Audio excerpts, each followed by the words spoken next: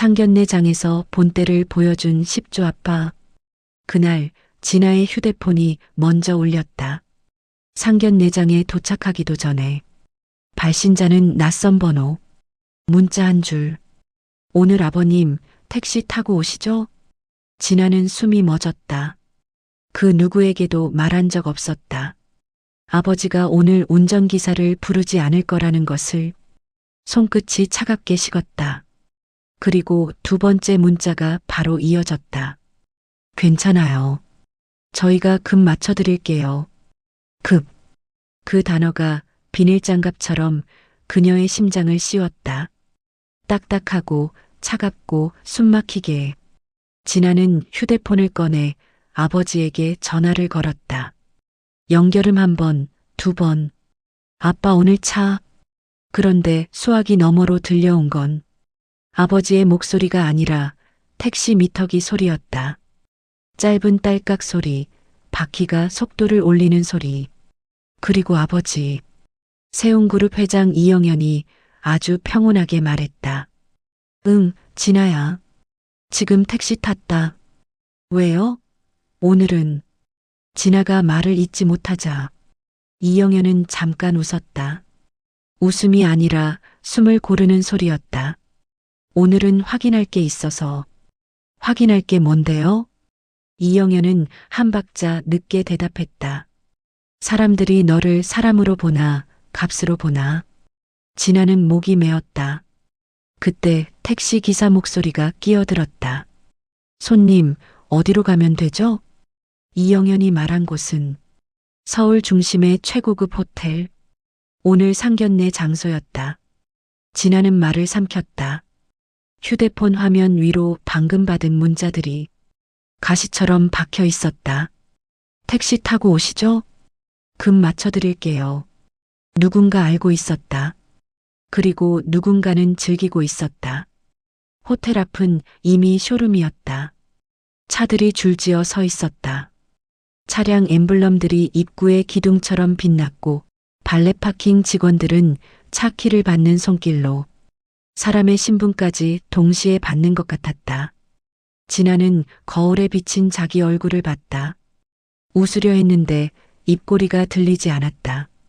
오늘만큼은 예쁘게 보이고 싶었다.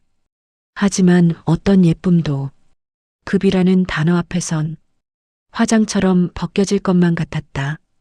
진아 씨, 누군가 불렀다. 준우였다. 상대 남자, 사만이라는 기업의 후계자. 단정한 정장, 깔끔한 미소. 다른 사람 눈에는 안정감으로 보일지 몰라도 진아의 눈에는 개량된 친절로 보였다. 필요한 만큼만 따뜻한 온도. 준우는 진아의 손을 잡았다. 손바닥에 땀이 없었다. 긴장했어요? 진아는 대답 대신 고개를 끄덕였다. 준우는 웃으며 속삭였다. 괜찮아요. 우리 엄마가 좀 꼼꼼하긴 한데 오늘은 잘 넘어갈 거예요. 잘 넘어갈 거예요 라는 말이 진아의 가슴을 툭 쳤다. 넘어간다. 오늘이 시험이고 자신은 통과해야 할 대상이라는 뜻. 아버님은요? 오고 계세요. 택시 타셨고. 진아가 말끝을 흐리자 준우는 아주 짧게 눈썹을 올렸다. 정말 찰나. 하지만 진아는 놓치지 않았다.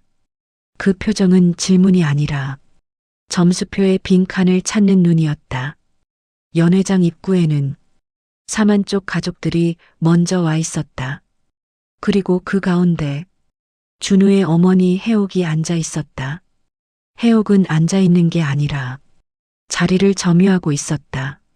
몸을 꼿꼿이 세운 자세, 손가락 사이에서 반짝이는 반지, 눈빛은 고요한데 고요함이란 게 늘 선한 건 아니었다. 해옥의 시선이 진아를 훑었다. 머리끝에서 구두 끝까지 사람을 보듯이 아니라 상품을 검수하듯이. 지나왔니? 말투는 부드러웠다. 하지만 부드러움은 살을 자르는 칼도 될 수 있었다. 어머, 얼굴이 왜 이렇게 굳었어? 결혼이 얼마나 좋은 일인데. 해옥은 웃으며 물을 한 모금 마셨다. 그리고 손목을 살짝 돌렸다. 명품 시계가 빛을 튕겼다. 그 순간 진아는 입구 바깥을 흘끔 봤다. 아버지가 오고 있었다. 아니, 정확히 말하면 택시가 연회장 앞에 멈춰섰다.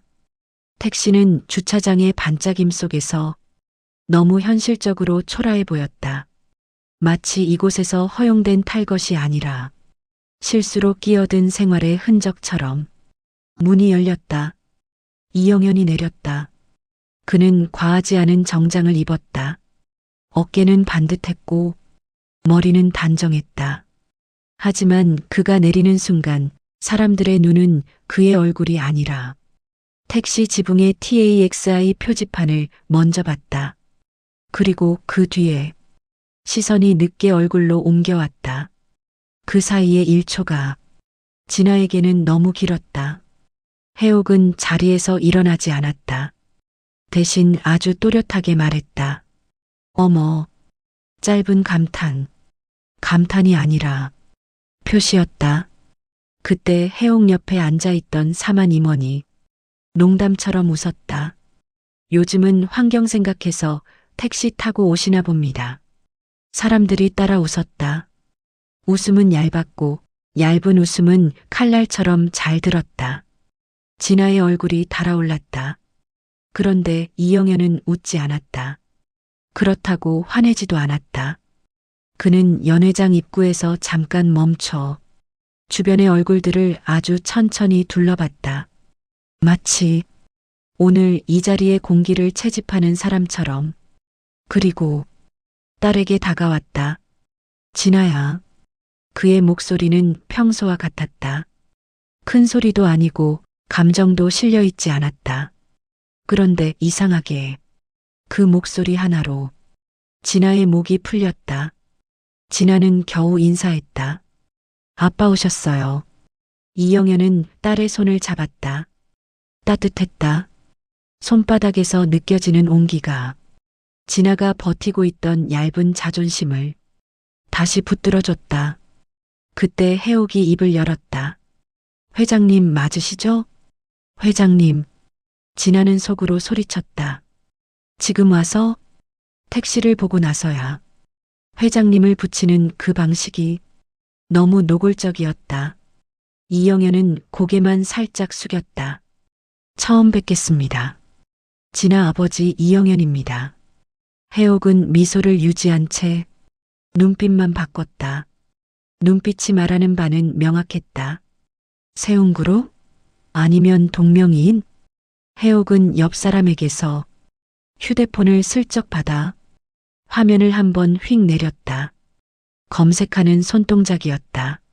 손가락이 멈추는 순간 해옥의 미소가 아주 조금 단단해졌다. 진아는 그걸 봤다. 해옥은 사람을 인사로 판단하지 않았다. 검색 결과로 판단했다. 그런데도 해옥은 여전히 자기 우위를 놓지 않으려는 사람처럼 말을 이었다. 멀리서 오시느라 고생 많으셨어요. 그런데 차가 없으신가 봐요?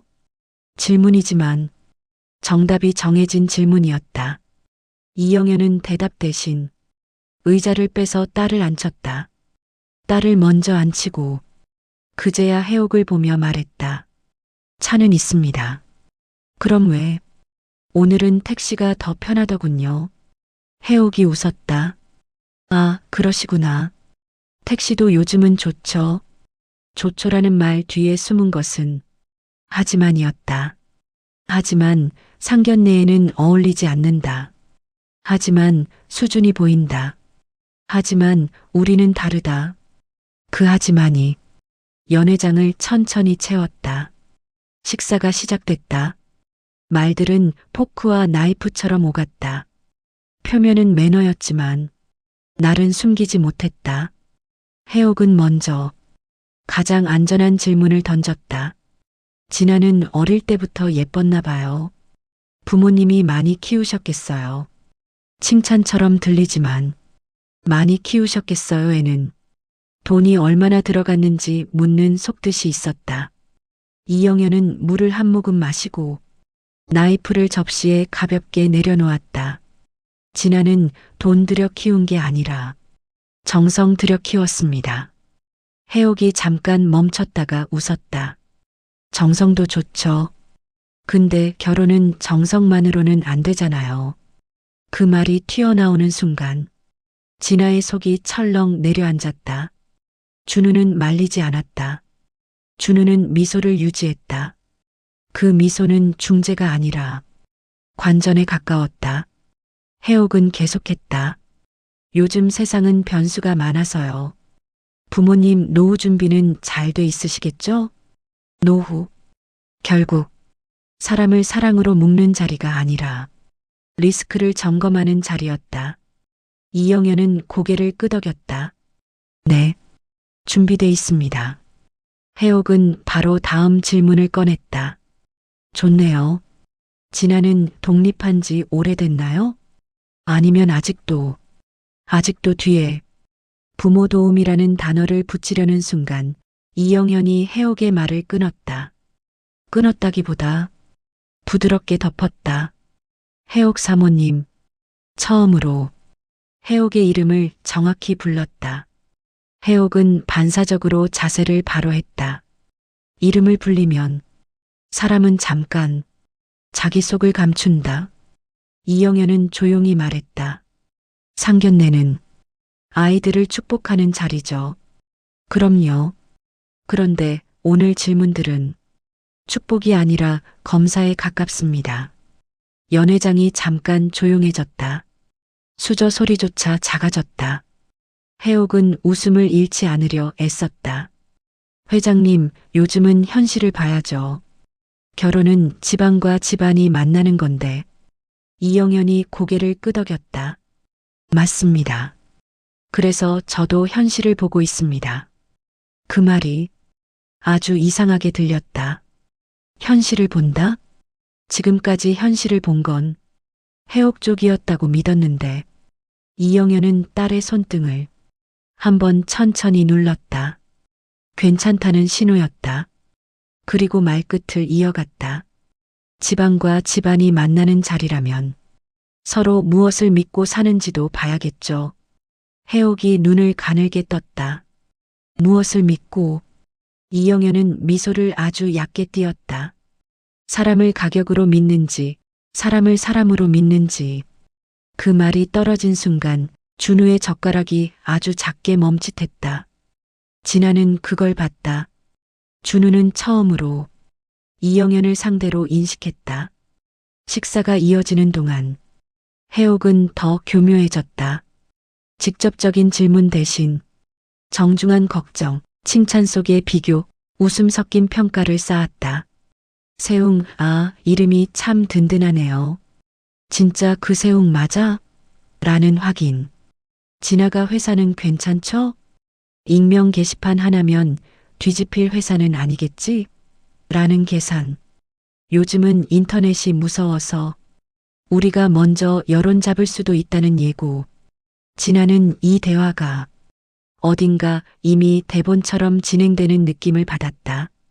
마치 해옥이 질문을 던지기 전에 이미 반응을 예상하고 있는 것처럼. 그리고 그때 진아의 휴대폰이 테이블 아래에서 다시 진동했다. 아까 그 낯선 번호였다. 봉투는 식사 끝나고 올립니다. 그때 표정 잘 봐요. 누가 사람을 버리는지. 진아는 화면을 꺼버렸다. 손이 떨렸다. 누가 이런 걸? 그런데 이영현이 조용히 물었다. 진아야, 무슨 메시지 왔니? 진아는 깜짝 놀랐다. 아버지는 보지 못했을 텐데 딸의 손 떨림만으로 알아챘다. 아니에요, 그냥. 이영현은 더 묻지 않았다. 대신 물컵을 천천히 돌려놓으며 말했다. 괜찮다. 오늘은 많이 볼 거다. 그 말은 딸을 안심시키는 말 같았지만 동시에 누군가에게 보내는 경고처럼 들렸다. 식사가 끝나갈 무렵 해옥은 천천히 가방을 열었다. 아주 느리게, 아주 자연스럽게, 마치 원래부터 예정된 순서처럼. 그리고 봉투 하나가 테이블 위에 놓였다. 탁 하고 놓인 소리가 이상하게 크게 울렸다. 해옥은 웃었다. 웃음이 너무 정중해서 더 끔찍했다. 회장님, 이건 혹시라도 진아가 상처받을까 봐요. 진아의 피가 거꾸로 솟았다. 어머니, 그게 무슨... 준우는 진아를 말리지 않았다. 준우는 봉투를 한번 보고 눈을 깜빡였다. 그 깜빡임이 진아에게는 동의서처럼 보였다. 해옥이 말을 이었다. 결혼은 맞춰가는 거지만 처음부터 격차가 있으면 힘들잖아요. 격차, 급, 리스크. 진아의 머릿속이 하얘졌다. 그런데 이영현은 봉투를 열지 않았다. 그는 봉투를 밀지도 던지지도 않았다. 그저 봉투 위에 자기 명함을 한 장 가만히 올려놓았다. 명함에는 딱 한 줄. 세운그룹 회장 이영현. 해옥의 표정이 처음으로 멈췄다. 정확히 0.5초. 하지만 그 0.5초에 모든 것이 들어있었다. 놀람, 당황, 그리고 그래도 내가 우위다라는 억지. 해옥은 곧 미소를 회복했다. 하지만 미소 끝이 떨렸다. 아세웅. 이영현은 아주 조용히 말했다.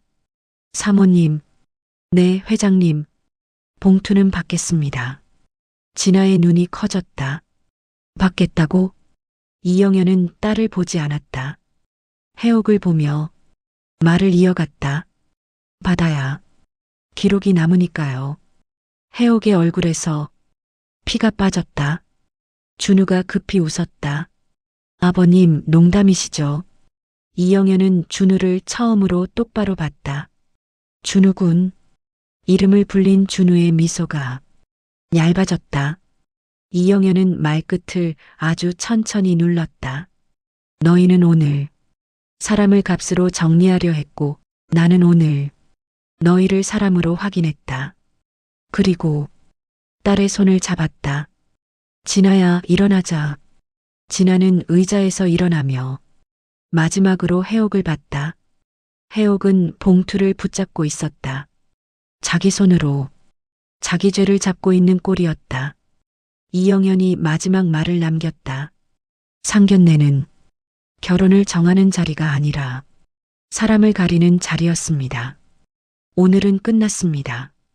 그는 딸과 함께 연회장을 나갔다. 문이 닫히는 순간 진아는 들었다. 해옥의 목소리. 처음으로 정중함이 깨진 목소리. 저 사람 택시 타고 온 거 일부러였어? 그리고 그 말에 겹쳐서 누군가 낮게 대답했다. 네, 우리를 보러 온 거죠. 진아는 문 밖에서 아버지의 손을 더 꽉 잡았다. 이영현은 딸의 손을 놓지 않은 채 아주 낮게 말했다. 이제부터 진짜 현실이 시작이다. 택시가 다시 도로로 나갈 때 진아의 휴대폰에 마지막 문자가 도착했다. 아까 그 번호. 진아는 화면을 바라보다가 천천히 숨을 들이마셨다. 누군가 이미 움직이고 있었다. 그리고 아버지는 그걸 두려워하지 않았다. 오히려 기다리고 있는 사람처럼 창밖을 보고 있었다. 마치 무너질 것의 소리를 이미 알고 있다는 듯이. 원하시면 이 장에서는 바로 들어갑니다. 이 차가 무엇인지, 사만 내부에서 사람을 분류하는 언어가 실제로 어떻게 쓰이는지, 해옥이 왜 봉투를 확신했는지, 준우가 방관자가 아니라 공모자로 드러나는 순간, 그리고 세운그룹이 폭로가 아니라 시스템으로 집행하는 방식. 사만 본사 18층 유리벽으로 둘러싸인 회의실에는 늘 말이 먼저 들어왔다. 숫자보다 먼저, 결정표보다 먼저. 말은 회의실 공기를 규정했고 그 공기는 사람을 가렸다. 이번 인사안 배경 리스크 있는 쪽은 보리로. 누군가 아무렇지 않게 말했다. 말끝은 흐리지 않았다. 이 회사에서 배경 리스크는 설명할 필요가 없는 단어였기 때문이다. 그 말이 떨어지면 누군가는 고개를 끄덕였고 누군가는 노트를 덮었다. 누군가는 이미 알고 있었다. 그 줄에 서지 말아야 한다는 것을. 해옥은 그날 아침 평소보다 일찍 회사에 도착했다. 전날 상견례의 장면들이 자꾸만 머릿속에서 되감기처럼 돌아갔다. 택시, 명함, 기록이 남으니까요. 그 문장이 귀에서 떨어지지 않았다. 해옥은 커피를 마셨다. 쓴맛이 느껴지지 않았다. 혀가 아니라 속이 말라 있었기 때문이다. 상무님 오셨어요? 비서가 말을 걸었지만 해옥은 대답하지 않았다. 대신 모니터를 켰다. 사내 메신저. 알림이 쌓여 있었다. 어제 상견례 이상 없었죠? 그 집안 확인 끝났나요? 리스크면 지금 정리해야 합니다. 해옥은 키보드 위에 손을 얹고 잠깐 멈췄다. 확인. 그 단어가 어제 이영현의 확인과 겹쳐 보였다. 해옥은 아주 짧게 답했다. 정리 단계로 들어갑니다. 그 문장을 보내는 순간 해옥은 스스로에게 말했다. 우리가 먼저야. 우리가 기준을 정하는 쪽이야. 같은 시각 세운그룹 본사 21층. 이영현은 회의를 잡지 않았다. 지시도 하지 않았다. 그는 혼자 문서를 열었다. 파일명은 단순했다. 사만 내부 의사결정 언어 분석. 파일을 만든 건 그가 아니었다. 이미 오래전부터 세운그룹 내부에서 운영되던 리스크 관측 시스템이 자동으로 생성한 보고서였다. 상견례 다음 날 새벽 그 시스템은 사만을 관측 대상으로 분류해 두었다. 이영현은 첫 페이지를 넘겼다. 이 회사는 사람을 이렇게 말한다. 문서에는 대단한 비밀이 적혀 있지 않았다. 그저 그들이 평소에 쓰던 말들이 그대로 정리돼 있었다. 집안 클린, 부모 부양 변수 있음, 출신지 애매, 결혼으로 리스크 확대 가능, 사적관계 관리 필요. 이 말들은 법적으로 문제될 게 없었다. 단독으로 보면 그저 내부 판단처럼 보였다. 하지만 이영현은 알았다. 말은 습관이 되고 습관은 결정이 된다. 그 결정들이 어디로 이어지는지도 문서는 친절하게 보여주고 있었다. 연결 인사계약. 배경 리스크로 분류된 직원은 승진해서 밀렸다. 승진해서 밀린 직원은 결정권을 가지지 못했다. 결정권이 없는 사람은 외부 계약에서 배제됐다. 그리고 그 배제는 성과 기준이라는 이름으로 기록됐다. 이영현은 연결선을 하나 그었다. 연결 계약 투자. 사만은 ESG 평가를 중요하게 여겼다. 적어도 겉으로는. 그런데 배경 리스크로 분류된 협력사는 이상하게도 장기 계약으로 가지 못했다. 이유는 항상 같았다. 안정성 부족. 안정성. 그 단어가 사람에게 붙을 때와 회사에 붙을 때의 의미가 묘하게 닮아 있었다. 연결 언어법적 취약점. 이영현은 법무팀 보고서를 열었다. 직접적인 차별 증거는 없습니다. 그 문장 뒤에 이런 말이 붙어 있었다. 하지만 언어 패턴이 반복적으로 기록될 경우 구조적 차별로 해석될 가능성 있음. 이영현은 그 문장을 표시했다. 가능성. 그는 가능성을 좋아했다. 가능성은 시간만 주면 확실성이 되기 때문이다. 그날 오후 사만 내부 회의. 해옥은 임원들 앞에 앉아 있었다. 이번에 준우 결혼건 외부에 말 나올 여지 없게 하세요. 한 임원이 조심스럽게 물었다. 상대 집안이 문제 있습니까? 해옥은 한 박자 늦게 대답했다. 문제는 없어요. 그리고 말을 바꿨다. 다만 우리 기준에 맞지 않을 뿐. 기준. 그 단어가 회의실에 내려앉았다. 누군가는 안도했고 누군가는 더 묻지 않았다. 그때 젊은 팀장이 조심스럽게 말했다. 요즘은 이런 기준. 밖으로 나가면 오해 살 수도 있습니다. 회의실이 조용해졌다. 해옥은 그를 똑바로 봤다. 오해는 힘없는 쪽이 하는 거예요. 그 말이 떨어지자 누군가 기침을 했고 누군가는 고개를 숙였다. 그 팀장은 그날 이후 회의에서 발언하지 않았다. 같은 밤 이영현은 보고서 마지막 페이지를 넘겼다. 거기엔 날짜가 적혀 있었다. 다음 투자 계약 갱신 9일 후. 이영현은 캘린더를 열었다. 그리고 아무 표시도 하지 않았다. 그저 시간을 계산했다. 진아는 그날 밤 아버지에게 물었다. 아빠, 이제 어떻게 되는 거예요? 이영현은 창밖을 보고 있었다. 도시는 아무 일도 없다는 듯 불을 켜고 있었다. 아직은 아무 일도 안 된다. 그럼 사람들이 자기 말을 믿게 되는 시간이 필요해. 진아는 이해하지 못했다. 하지만 아버지의 목소리는 이상하게 확신에 차 있었다. 그들은 이미 자기 기준을 세상에 보여주고 있어. 우리는 그걸 막지 않을 거다. 그대로 두는 거야.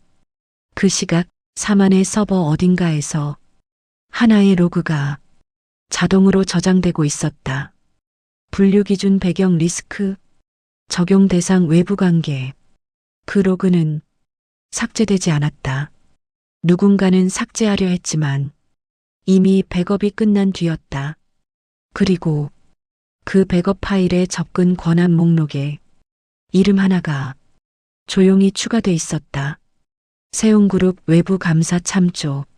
아직 아무도 몰랐다. 하지만 판은 이미 말로 만들어지고 있었다.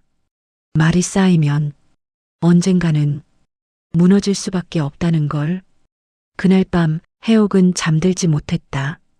그리고 이영현은 아주 오랜만에 시계를 보지 않고 잠자리에 들었다. 시간은 이미 자기 편이었으니까. 봉투는 그날 밤 해옥의 서랍 안에 있었다.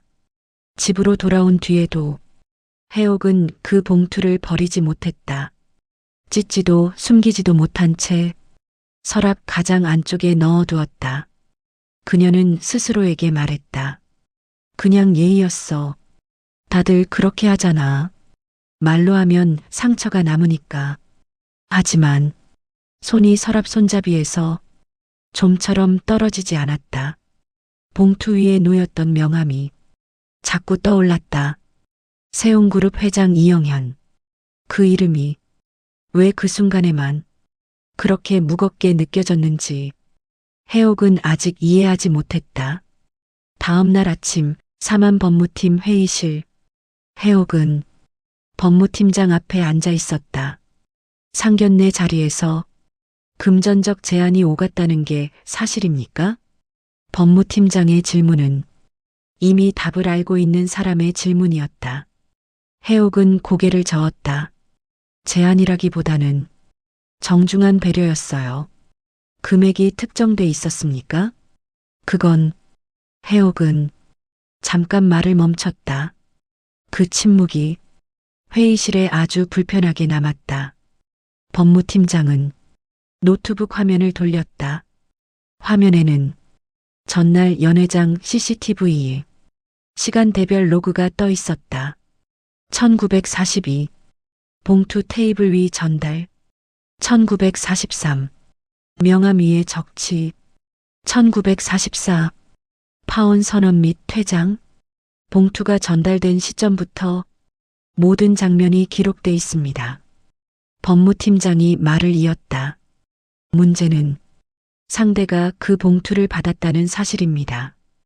해옥의 눈이 흔들렸다. 받았다고요? 그럼 그쪽도 아닙니다. 법무팀장은 단호했다. 받았다는 건 소유했다는 뜻이 아닙니다. 기록으로 남겼다는 뜻이죠. 같은 시각 세운그룹 내부 이영현 앞에는 봉투가 놓여 있지 않았다. 대신 봉투의 흔적이 정리된 파일이 놓여 있었다. CCTV 캡처, 전달 시각, 명함 접촉 장면, 주변 발언 녹취, 그 모든 것이 하나의 문장으로 정리돼 있었다. 금전이 관계 정리 수단으로 사용된 정황. 이영현은 그 문장을 읽고 아무 표시도 하지 않았다. 그는 서류를 덮지 않았다. 덮는다는 건 끝낸다는 뜻이기 때문이다. 준우는 그날 하루 종일 연락을 받지 못했다. 진아에게서도 아버지에게서도 심지어 어머니에게서도. 대신 회사 메일함에 법무팀 공지가 올라왔다. 외부관계 리스크 관련 내부 사실 확인 협조 요청. 준우는 메일을 읽고도 바로 닫지 못했다. 그 문장은 자기 이야기가 아니라는 듯 쓰여 있었지만 준우는 알았다. 자기 이름이 아직 안 적혔을 뿐이라는 걸. 밤이 되자 해옥은 다시 서랍을 열었다. 봉투는 그대로였다. 그녀는 봉투를 꺼내 탁자 위에 올려놓았다. 그리고 처음으로 봉투를 열었다. 현금은 정갈하게 정리돼 있었다. 구겨진 지폐 하나 없었다. 해옥은 그 지폐를 보며 묘한 안도감을 느꼈다. 그래, 이 정도면 무례하진 않았어. 그때 전화가 울렸다. 발신자는 모르는 번호. 여보세요. 잠깐의 침묵 뒤 낯선 남자의 목소리가 들렸다. 해옥 사모님이시죠? 누구세요? 세운그룹 외부 감사팀입니다. 해옥의 손에서 봉투가 미끄러졌다. 걱정하실 필요는 없습니다. 상대는 차분했다. 저희는 받은 기록이 있는지 확인만 하면 됩니다. 무슨 기록이요? 상대방이 금전적 제안을 어떤 의도로 받았는지. 해옥은 자기도 모르게 말했다. 받은 게 아니라 정리하려고. 그 순간 상대의 목소리가 아주 미세하게 낮아졌다. 사모님, 그 말씀은 녹취되고 있습니다. 해옥의 숨이 멎었다. 전화를 끊은 뒤 해옥은 한동안 움직이지 못했다. 그리고 처음으로 자기 행동을 다른 각도에서 보게 됐다. 이건 정리였나? 아니면 증거였나? 다음 날 사만 내부 회의. 해옥은 전날과 달랐다. 말수가 줄었고 시선이 자주 흔들렸다. 그때 준우가 입을 열었다. 어머니. 회의실이 조용해졌다. 이 일 제가 정리하겠습니다. 해옥은 아들의 얼굴을 봤다. 아들은 어머니를 지키려는 얼굴이 아니라 자기 자리를 지키려는 얼굴이었다. 정리라니?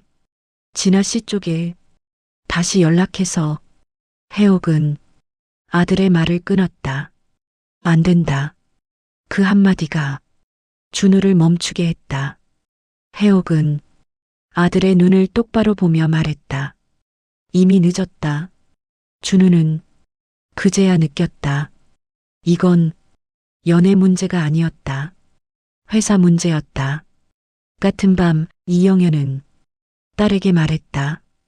봉투는 돈이 아니다. 진아는 고개를 들었다. 그럼 뭐예요? 이영현은 잠시 생각하다가 말했다. 사람이 어떤 방식으로 사람을 버리는지 보여주는 문서다. 그리고 그는 말을 멈췄다. 그 문서는 스스로 완성된다. 사만 서버에는 그날 밤 새로운 폴더가 하나 생겼다. 폴더명은 단순했다. 외부관계 정리 사례. 그 안에 봉투 관련 기록이 하나의 사례로 정리되기 시작했다. 작성자는 사만 내부 직원. 그는 이렇게 썼다. 관계 정리는 비용으로 처리 가능하다는 내부 인식이 존재함. 그 문장을 저장하는 순간 직원은 자기가 무슨 짓을 했는지 알지 못했다. 하지만 그 문장은 이미 서버 밖으로 한 번 복사된 뒤였다. 이영현은 보고서를 덮으며 조용히 말했다. 이제 이건 내가 하는 일이 아니다. 그들이 자기 손으로 쓰는 이야기다. 창밖에서는 비가 내리고 있었다. 도시는 아직 아무것도 모르고 있었다. 하지만 기록은 쌓이고 있었고 기록은 언젠가 이야기가 된다. 그리고 이야기가 되면 되돌릴 수 없다. 사만 내부에서 처음으로 이건 위험하다는 말이 나오는 순간 준우가 선택해야 하는 편, 해옥이 처음으로 이름을 두려워하게 되는 장. 위험은 항상 숫자가 아니라 이름에서 시작된다. 사만 본사 18층 회의실에서 처음 그 이름이 입 밖으로 나왔을 때 아무도 그게 시작이라고 생각하지 않았다. 이건 그냥 상견례 문제 아닙니까? 재무팀 상무가 조심스럽게 말했다. 그는 숫자에 익숙한 사람이었다. 숫자는 다툴 수 있어도 사람은 다루기 어렵다는 걸 아는 사람. 법무팀장이 고개를 저었다. 아닙니다. 이건 상견례 문제가 아니라. 잠깐 말을 멈췄다. 그리고 회의실 안을 한번 훑었다. 관계 정리 방식의 문제입니다. 그 말에 공기가 달라졌다. 해옥은 회의실 중앙에 앉아 있었다. 그녀는 말을 하지 않았다. 지금은 말하는 쪽이 불리하다는 걸 본능적으로 느꼈기 때문이다. 대신 다른 사람들이 어디까지 알고 있는지 지켜보고 있었다. 외부 감사 쪽에서 문서 요청이 왔습니다. 법무팀장이 말을 이었다. 외부관계 종료 시 금전적 제한이 사용된 사례 전체 목록을 달라고 합니다. 재무팀 상무가 얼굴을 찌푸렸다. 그걸 왜? 법무팀장은 짧게 대답했다. 이영현. 그 이름이 회의실에 떨어졌다. 아주 조용히 하지만 정확하게. 준우는 그 순간 몸이 굳었다. 어머니의 얼굴을 힐끗 봤다. 해옥은 표정을 유지하고 있었다. 너무 유지하고 있어서 오히려 부자연스러웠다. 세웅 쪽에서 직접 문제 삼은 건 없습니다. 법무팀장이 덧붙였다. 문제는 아무 말도 안 했다는 겁니다. 누군가 숨을 삼켰다. 말을 안 한다는 건 상대가 약해서가 아니라 판을 보고 있다는 뜻이기 때문이다. 같은 시각 세웅그룹. 이영현은 회의실에 앉아 있지 않았다. 그는 아무도 없는 사무실에서 전화 한 통을 받았다. 네. 상대는 외부 감사 책임자였다. 사만 쪽에서 자료를 내기 시작했습니다. 어떤 수준입니까? 자기들이 생각하는 문제없는 범위까지만요. 이영현은 잠시 웃었다. 그럼 아직 모르는군요. 무엇을요? 문제는 그들이 정한 범위 밖에 있다는 걸. 사만 법무팀은 자료를 정리하면서 이상한 점을 느끼기 시작했다. 봉투 사건은 단독 사례가 아니었다. 비슷한 표현, 비슷한 처리, 비슷한 금액대, 결혼 전 관계 종료, 사업 파트너 교체, 임원 자녀 문제 모두 원만한 정리라는 이름으로 정리돼 있었다. 그것이 문서로 나열되는 순간 관행은 패턴이 됐다. 패턴은 항상 외부에서 문제 삼기 좋은 형태였다. 해옥은 그날 밤 집에 돌아와 준우를 불렀다. 너 그날 왜 아무 말도 안 했니? 준우는 대답하지 않았다. 내가 나서서 분위기 바꿀 수도 있었잖아. 어머니, 준우가 처음으로 낮게 말했다. 그날 아버님 아니 이영현 회장님은 이미 우리를 정리하고 계셨어요. 해옥의 눈이 아주 미세하게 흔들렸다. 무슨 소리야? 그분은 우리를 설득하러 온 게 아니라 준우는 잠깐 숨을 골랐다. 측정하러 온 거였어요. 그 말이 해옥의 가슴을 정확히 찔렀다. 측정, 사람을, 집안을, 회사를 우리가 늘 하던 방식으로 우리를 재고 있었다. 그제야 해옥은 이영현이 봉투를 받겠다고 말한 이유를 이해하기 시작했다. 그건 용서도 아니고 수용도 아니었다. 체증이었다. 며칠 뒤 사만 인사팀장은 한 메일을 열었다.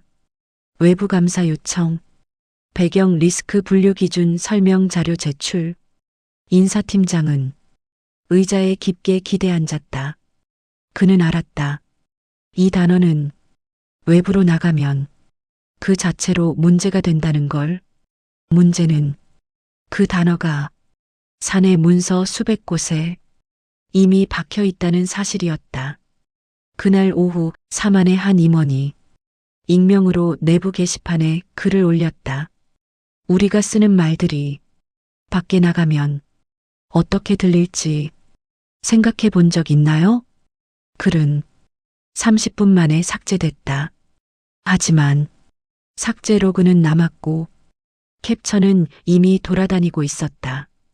해옥은 처음으로 이름을 검색했다. 이영현, 세운그룹.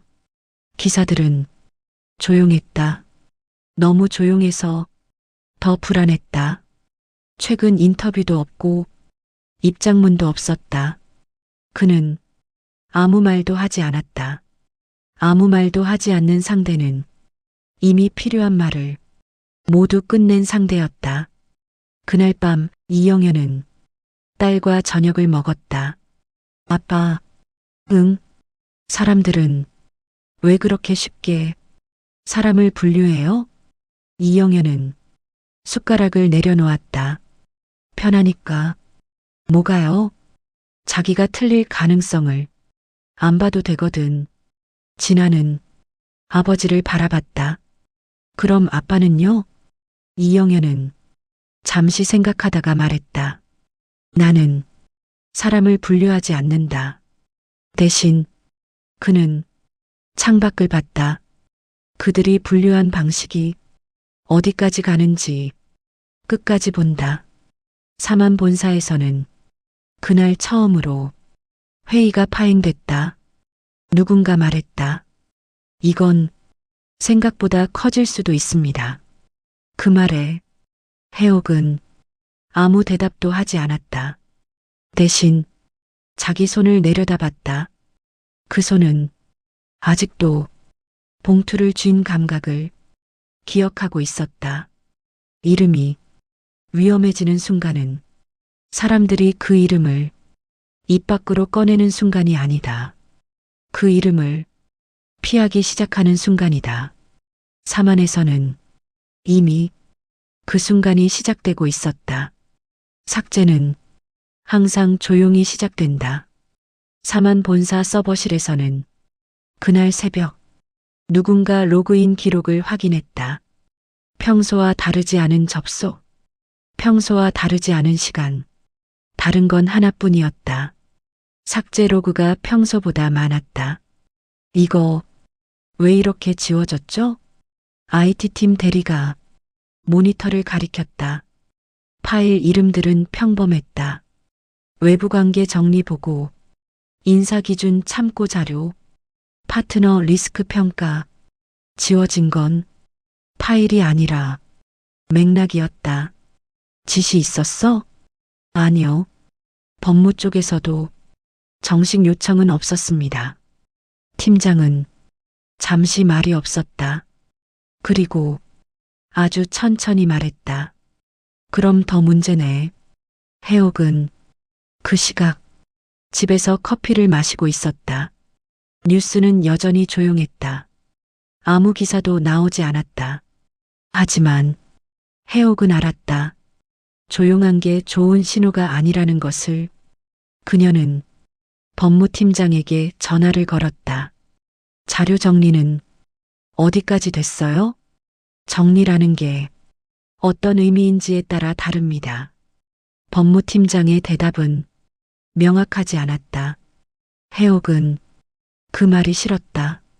쓸데없는 건 다 치우라는 말이에요. 잠깐의 침묵.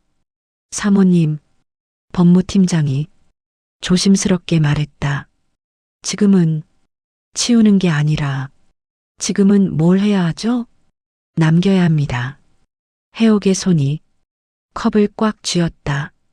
같은 시각 세운그룹. 이영현은 보고서를 넘기다 한 줄에서 손을 멈췄다. 사만 서버, 삭제 시도 증가. 그는 아무 말도 하지 않았다. 그저 그 줄에 작은 표시 하나를 남겼다. 삭제는 자기 죄를 가장 빨리 드러내는 행동이기 때문이다. 사만 내부 회의실. 누가 이런 지시를 했습니까?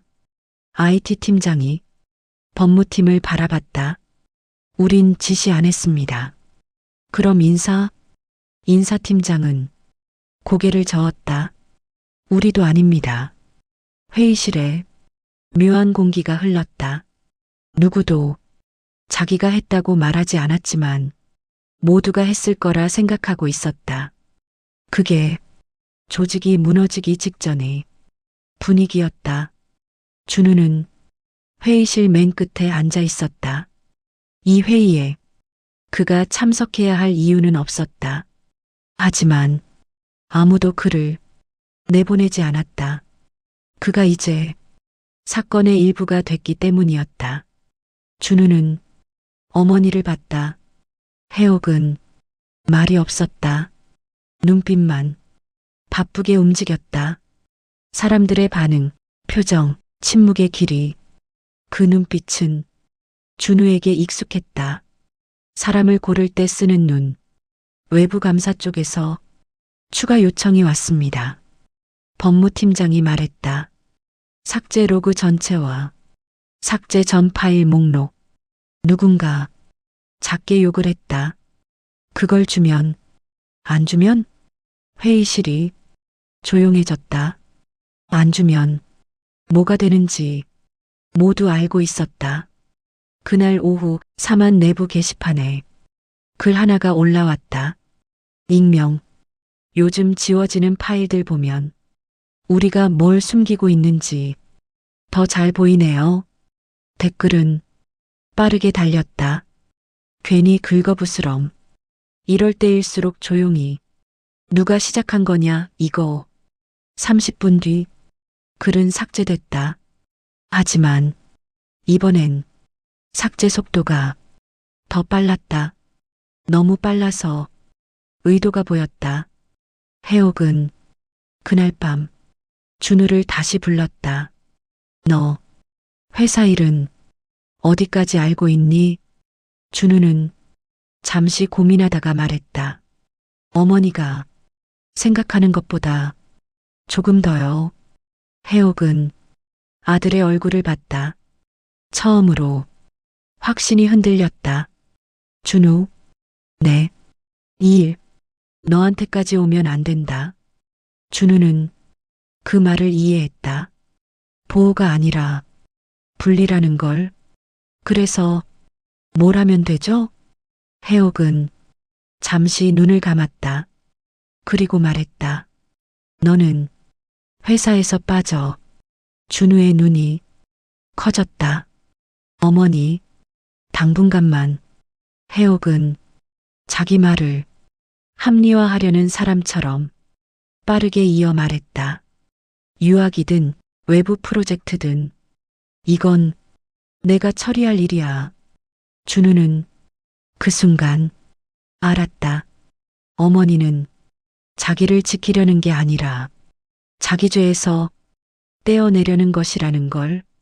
같은 밤 이영현은 딸과 산책을 했다. 아빠, 응? 사람들은 왜 증거를 지울수록 더 들키는 거예요? 이영현은 잠시 생각하다가 말했다. 죄 때문이 아니다. 그럼요. 기준 때문이야. 진아는 고개를 갸웃했다. 자기 기준으로 사람을 재던 사람들은. 이영현은 발걸음을 멈췄다. 그 기준이 자기한테 오면 견디질 못한다. 사만 서버에는 그날 밤 자동 보고서 하나가 생성됐다. 삭제 패턴 분석. 보고서는 아주 담담했다. 삭제 시간대, 삭제 주체, 삭제 파일 유형, 그리고 마지막 문장, 삭제 행위가 문제인식을 명확히 드러냄. 그 보고서는 외부 감사 폴더로 자동 전송됐다. 누구의 지시도 없이. 해옥은 잠들지 못했다. 불을 끄고도 눈을 감지 못했다. 머릿속에는 계속 같은 장면이 떠올랐다. 봉투, 명함, 기록이 남으니까요. 그제야 해옥은 알기 시작했다.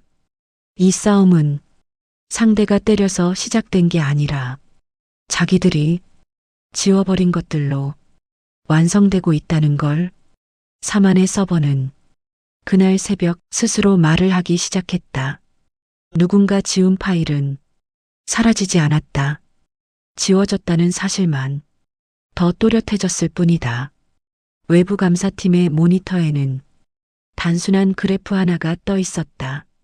삭제 횟수 급증, 삭제 시간 심야 집중, 삭제 대상 인사외부 관계 계약 문서.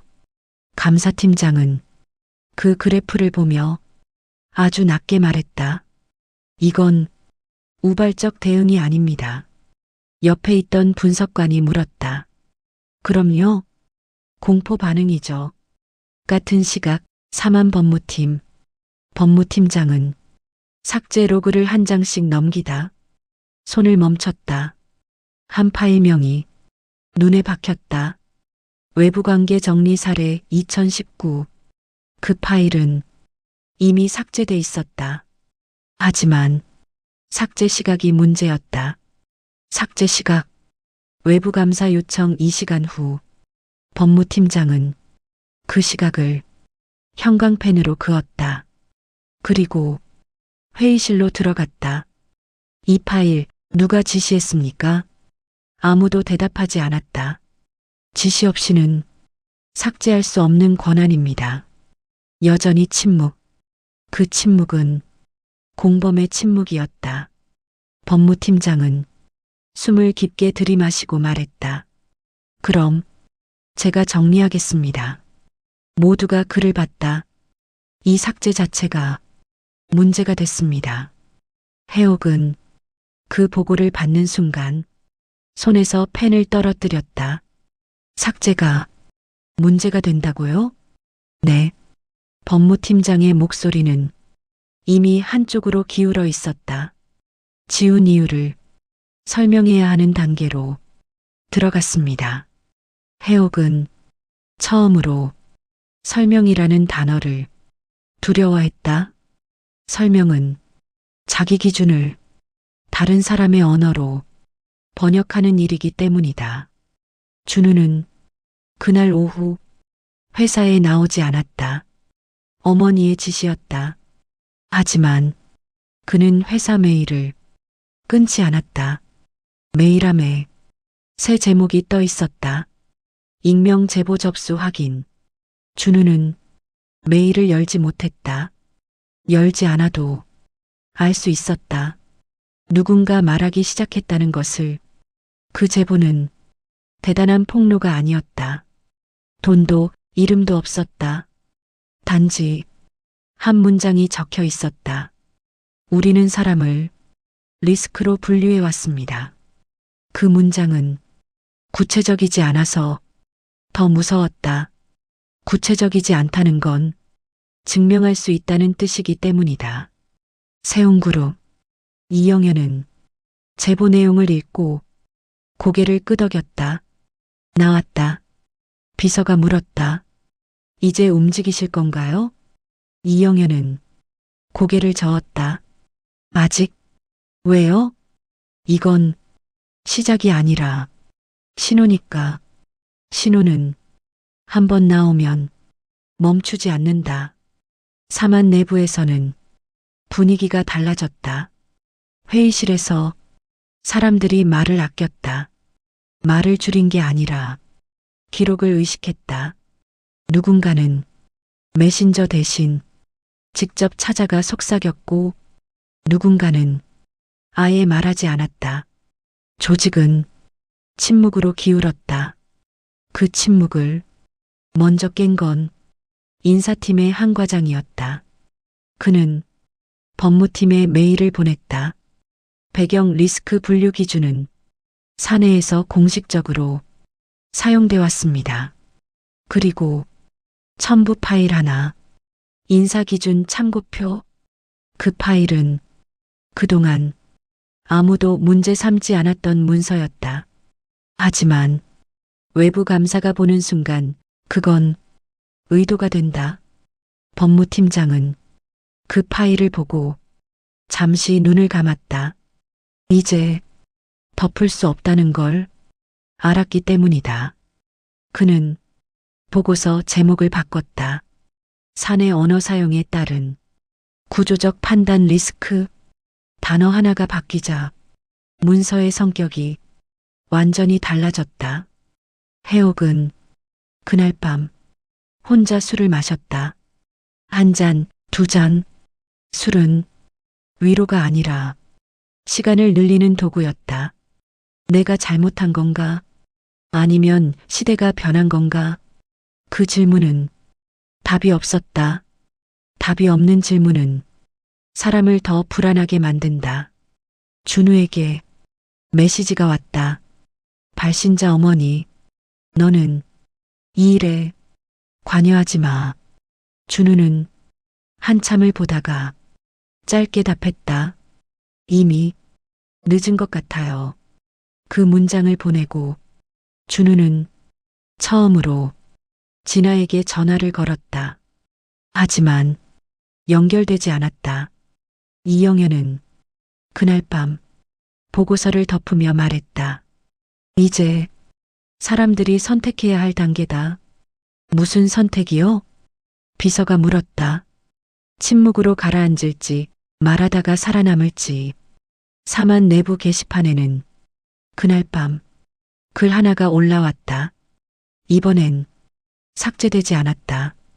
우리가 지운 파일보다 우리가 쓴 말이 더 무섭다. 댓글은 조용했다. 아무도 반박하지 않았다. 삭제는 문제를 없애지 않는다. 삭제는 문제가 있었다는 사실을 확정할 뿐이다. 그리고 사마는 그 사실을 스스로 증명하고 있었다. 처음 실명이 나왔을 때 사만의 공기는 완전히 갈라졌다. 그날 아침 8시 12분 전사 메일이 한 통 발송됐다. 발신자 김도연 인사기획팀 과장. 제목은 짧았다. 더는 침묵하지 않겠습니다. 메일은 감정적이지 않았다. 분노도 호소도 없었다. 그래서 더 위험했다. 사마는 사람을 성과 이전의 배경으로 분류해 왔습니다. 저는 그 기준이 잘못됐다는 걸 알면서도 7년간 침묵했습니다. 그 침묵이 이번 사태를 만들었다고 생각합니다. 메일 하단에는 첨부 파일이 하나 달려 있었다. 배경 리스크 분류 기준 실제 적용 사례. 파일은 지워지지 않았다. 아무도 삭제 버튼을 누르지 못했다. 회의실은 순식간에 꽉 찼다. 임원들은 메일을 인쇄해 들고 들어왔고 누군가는 휴대폰을 귀에 붙인 채 자리를 잡았다. 이거 실명으로 나갔어? 미쳤나 봐. 법무는 뭐 하고 있었어? 질문들은 많았지만 답은 없었다. 왜냐하면 메일에 적힌 내용이 전부 사실이었기 때문이다.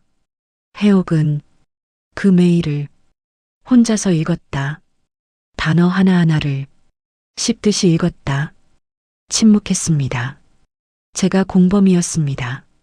그 문장들이 해옥의 머리를 정확히 쳤다. 공범. 그 단어는 지금까지 남의 이야기라고 생각해왔다. 법무팀장은 해옥에게 말했다. 이제 선택하셔야 합니다. 무슨 선택이요? 이 사람을 내칠지, 잠깐의 침묵, 아니면 같이 가라앉을지. 같은 시각, 세운그룹. 이영애는 메일 전문을 읽고 아주 짧게 말했다. 왔다. 비서가 고개를 들었다. 실명입니다. 그래. 이영애는 창밖을 봤다. 이제 돌아갈 수 없는 선을 넘었군. 사만 내부는 즉시 둘로 갈라졌다. 한쪽은 김도연을 배신자라고 불렀고 다른 한쪽은 그의 메일을 조용히 저장했다. 말하지 않는 쪽이 더 많았다. 하지만 말하지 않는다는 건 반대가 아니라敵였다. 준우는 그 메일을 3번 읽었다. 그리고 어머니에게 전화를 걸었다. 어머니, 지금 통화 못해. 이제 못 피합니다. 해옥은 대답하지 않았다. 준우는 처음으로 어머니에게 단정적으로 말했다. 이건 사람 하나의 문제가 아니라 회사 문제예요. 해옥은 수화기 너머로 짧게 숨을 내쉬었다. 알아. 그 한마디에 모든 것이 들어 있었다. 부정, 분노, 그리고 처음으로 드는 패배의 예감. 김도연은 그날 오후 외부 감사팀에 출석했다. 그는 정장을 입지 않았다. 면접 보러 온 사람이 아니라 말하러 온 사람의 차림이었다. 압박은 없었습니까? 있었습니다. 왜 지금 말했습니까? 김도연은 잠시 생각하다가 말했다. 이제는 제가 침묵한 이유를 제 아이에게 설명할 수 없어서요. 그 한 문장이 회의실에 남았다. 그날 저녁 언론은 아직 조용했다. 하지만 업계 메신저에는 이 문장이 돌고 있었다. 사만 내부 실명 제보 발생. 이 문장은 기사보다 더 빨리 퍼졌다. 해옥은 그날 밤 거울 앞에 섰다. 화장을 지우지 못한 얼굴. 그 얼굴을 보며 처음으로 스스로에게 물었다. 내가 지키려던 건 회사였나 아니면 내 자리였나? 대답은 이미 알고 있었다. 이영애는 딸에게 말했다. 이제 사람들이 이름을 걸기 시작했어. 진아는 조용히 물었다. 그럼 끝인가요? 이영애는 고개를 저었다. 아니, 이제부터가 진짜다. 사만에서는 그날 밤 임원 단톡방이 조용해졌다. 누군가는 나갔고 누군가는 읽기만 했다. 말이 사라진 자리에 결정이 들어오고 있었다. 이름을 걸었다는 건 되돌릴 수 없다는 뜻이다. 그리고 되돌릴 수 없는 선택은 항상 판을 바꾼다. 사만의 판은 이미 다른 쪽으로 기울고 있었다. 투자는 소문을 믿지 않는다. 기록을 믿는다. 사만의 주가가 떨어진 건 기사 때문이 아니었다. 기사조차 나오지 않은 시점이었다. 그날 오전 10시 7분 사만 IR팀에 짧은 메일 한 통이 도착했다. 발신자 해외 기관 투자사. 제목 정기 미팅 일정 보류. 본문은 더 짧았다. 내부 검토 필요. 그 문장은 투자 세계에서 사형 선고와 다르지 않았다. IR 팀장은 바로 위층으로 올라갔다. 보류랍니다. 무슨 보류? 아무 이유도 없습니다. 재무 담당 임원이 모니터를 확인했다. 다른 투자사에서도 같은 톤의 메일이 연달아 도착하고 있었다. 일정 재조정, 내부 논의 필요, 현 단계에서 답변 곤란. 아무도 철회라는 단어를 쓰지 않았다. 그럴 필요가 없었기 때문이다. 돈은 말없이 움직인다. 해옥은 그 보고를 듣는 순간 의자에 깊게 앉았다. 이건 과민 반응이에요. 누군가 고개를 끄덕였다. 누군가는 고개를 숙였다. 기사도 안 나왔잖아요. 재무 담당 임원이 조심스럽게 말했다. 그래서 더 문제입니다. 뭐가요? 기사 없이 움직였다는 건 그는 말을 멈췄다. 이미 자료를 봤다는 뜻입니다. 같은 시각 투자사 내부 회의실. 사만을 오래 지켜본 애널리스트가 스크린을 넘겼다.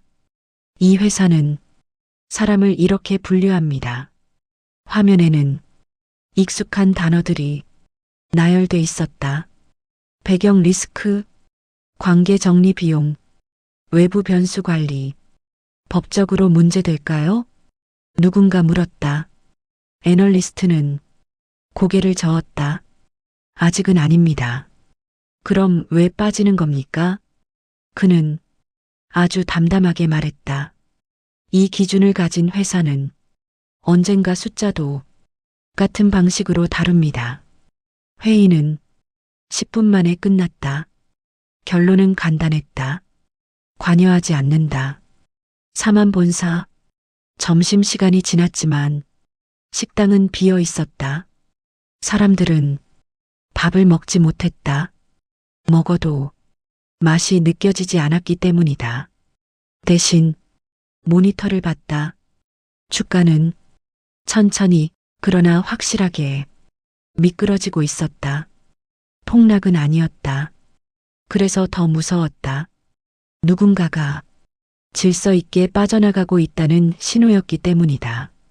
준우는 그 화면을 멀리서 보고 있었다. 그는 회사에 나오지 말라는 어머니의 말을 지키지 않았다. 어머니, 해옥은 그를 보자마자 말했다. 왜 왔어? 이제 도망칠 수 없잖아요. 해옥은 아들의 얼굴을 봤다. 그 얼굴에는 두려움보다 결심이 있었다. 그게 더 불안했다. 오후 3시 사만에 공식 질의서가 도착했다. 발신자 해외 투자사 컨소시엄. 제목 비재무 리스크 확인 요청. 해옥은 질의서를 직접 읽었다. 질문은 단 3개였다. 외부관계 종료 시 금전적 제한 사용 여부, 인사평가에서 배경 요소 반영 여부, 관련 내부 문서, 삭제 또는 수정 여부. 해옥은 질의서를 내려놓았다. 손이 떨렸다. 이 질문들은 답을 요구하지 않았다. 이미 답을 알고 묻는 질문이었다. 세운그룹. 이영현은 그 질의서 사본을 보고 있었다. 비서는 말했다. 투자사 쪽에서 확인 요청이 공식화됐습니다. 그래. 이영애는 고개를 끄덕였다. 이제 누가 더 빨리 손을 떼느냐의 싸움이다. 사마는요? 늦었다. 해옥은 마지막 카드를 만지작거렸다. 문제없음. 공식 입장문. 위기 대응팀이 이미 초안을 만들어 두었다. 개인적 일탈. 회사 기준 아님. 재발 방지 약속. 아주 익숙한 문장들. 해옥은 그 문서를 보며 처음으로 확신이 서지 않았다. 이 문장을 누가 믿을까? 그날 밤 준우가 말했다. 어머니, 말해. 저 기자 만나겠습니다. 해옥의 얼굴이 굳었다. 무슨 소리야? 제 입으로 말하겠습니다. 그건 누군가는 이야기를 해야 끝나요. 해옥은 아들의 얼굴을 오래 바라봤다. 그 얼굴에서 자기 젊은 날을 봤다. 그리고 그 젊은 날이 잘못된 선택으로 어디까지 왔는지도 보였다. 기다려. 해옥은 말했다. 아직 한 장 남았다. 같은 밤 이영애는 딸에게 물었다. 무섭니까? 진아는 잠시 생각하다가 말했다. 아니요. 왜? 이제 누가 잘못했는지 다 보이잖아요. 이영애는 미소를 지었다.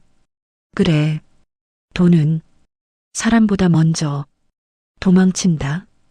그건 항상 옳은 방향이야.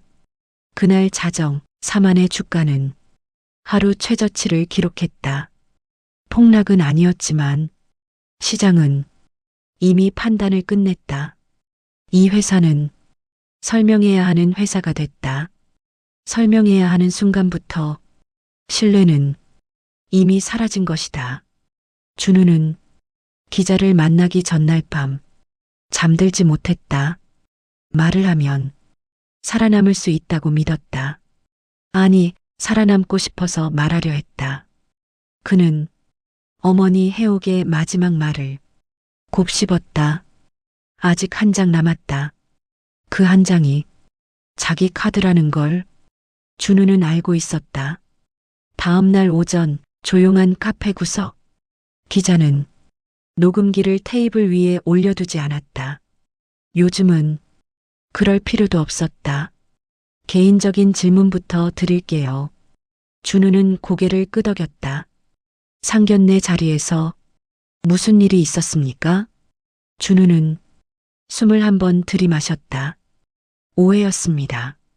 그 단어를 스스로도 싫어했다.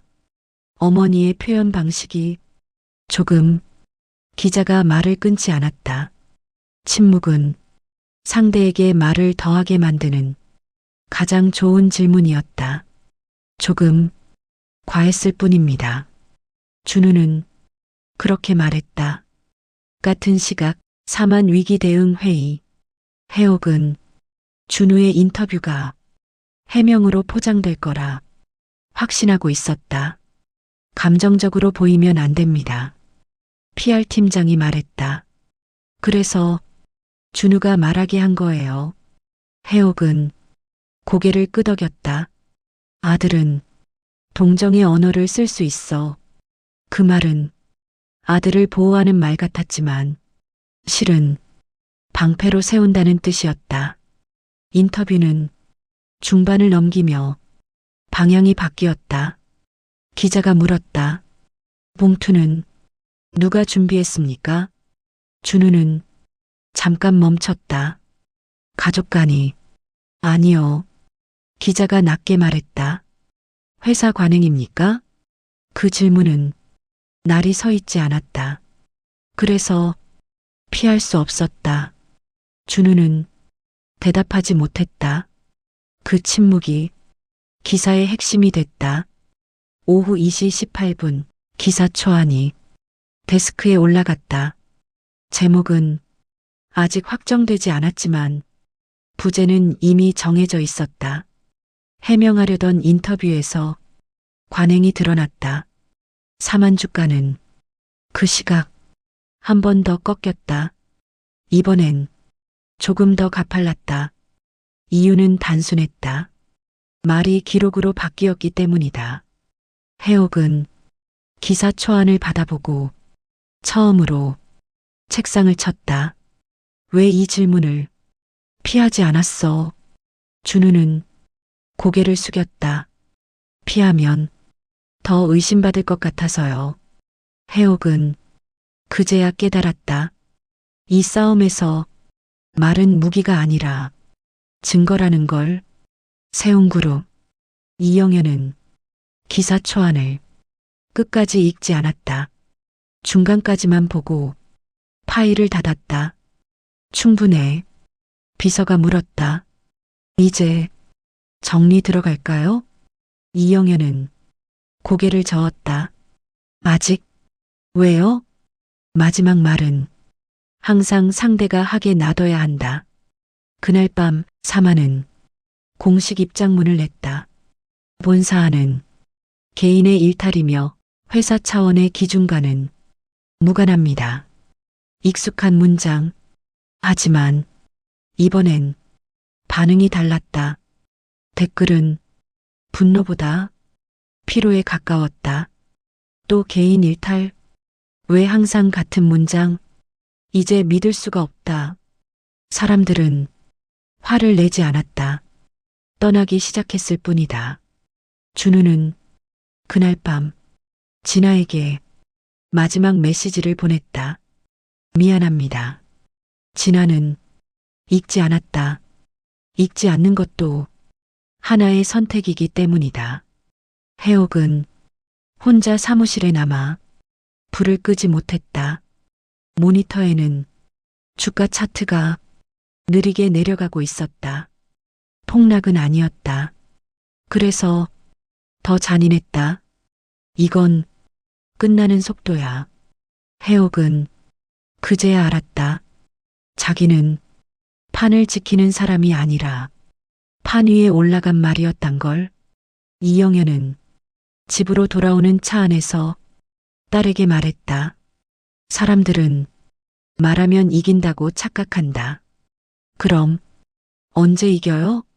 상대가 말하기 시작할 때 자정 무렵 사만 내부 메신저에 메시지 하나가 돌았다. 내일 외부 감사 결과 공유. 아무도 이 메시지에 이모티콘을 달지 않았다. 모두가 알고 있었기 때문이다. 이제 결과만 남았다는 걸. 외부 감사 결과는 기대만큼 요란하지 않았다. 기자회견도 없었고 현수막도 없었다. 그저 문서 한 장이었다. 외부감사 요약 결론. 사마는 외부관계 종료 시 금전적 제한을 관행적으로 사용한 정황이 확인됨. 인사 및 협력사 평가 과정에서 개인 가문 배경 요소가 의사결정에 반복적으로 반영됨. 관련 문서의 사후 삭제 시도가 오히려 문제인식을 명확히 드러냄. 결론 문장은 짧았다. 비재무 리스크가 기업 가치에 중대한 영향을 미칠 수 있음. 이 문장이 사만을 끝냈다. 아침 9시 주요 투자사들이 동시에 움직였다. 일부는 지분을 정리했고, 일부는 보유를 중단했고, 일부는 관찰 대상으로 분류했다.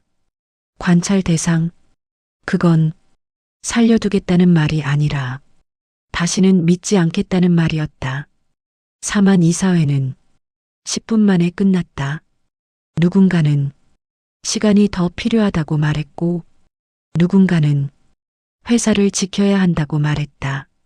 하지만 아무도 해옥을 보지 않았다. 그녀는 그 순간 알았다.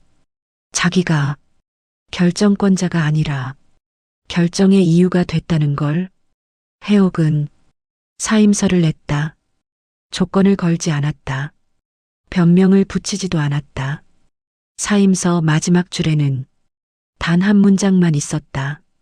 모든 책임을 개인으로서 지겠습니다. 그 문장은 처음으로 진심이었다. 준우는 회사를 떠났다. 유학도 프로젝트도 아니었다. 그는 그저 아무 명함도 들지 않고 공항으로 갔다. 출국장 앞에서 잠시 멈춰섰다. 자기가 무엇을 잃었는지 정확히 셀 수 없었지만 한 가지는 분명했다. 자기는 사랑을 선택하지 않았다. 그리고 그 선택은 되돌릴 수 없었다. 사마는 무너지지 않았다. 더 잔인한 방식으로 작아졌다. 사람들이 더 이상 그 이름을 입에 올리지 않았다. 기업에게 그게 진짜 끝이다. 며칠 뒤 진아는 아버지와 함께 집 앞에서 택시를 탔다. 운전기사가 백미러로 물었다. 어디로 갈까요? 이영애는 잠시 생각하다가 말했다. 그냥 도는 길로 가주세요. 택시는 부드럽게 출발했다. 진아가 물었다. 아빠, 응, 이렇게까지 할 필요 있었어요? 이영애는 창밖을 보며 말했다. 우리는 아무것도 하지 않았다. 그럼 다 저쪽이 자기 기준대로 자기 인생을 증명했을 뿐이야. 진아는 그제야 아버지가 왜 그날 택시를 탔는지 완전히 이해했다. 그건 겸손도 연출도 아니었다. 시험지였다. 그리고 상대는 자기 손으로 답을 적었다. 세운그룹에는 어떤 보도자료도 나가지 않았다. 어떤 인터뷰도 하지 않았다. 이영애는 그저 평소처럼 회의를 했고 평소처럼 택시를 탔다. 사람들은 나중에서야 이 이야기를 정리했다. 그 상견례 말이야. 택시 타고 온 사람이. 그리고 항상 같은 문장으로 끝났다. 돈이 무서운 게 아니라 사람을 돈으로 보는 순간이 가장 무서운 거더라. 택시는 여전히 도로 위를 달린다. 누군가는 차를 보고 사람을 판단하고 누군가는 사람을 보고 세상을 판단한다. 그 차이는 언젠가 반드시 결과가 된다. 이 이야기는 복수가 아니다. 권선징악이다. 악은 자기 기준에 깔려 사라졌고 선은 아무 말 없이 다음 목적지로 향했을 뿐이다. 그리고 그날도 택시는 멈추지 않았다.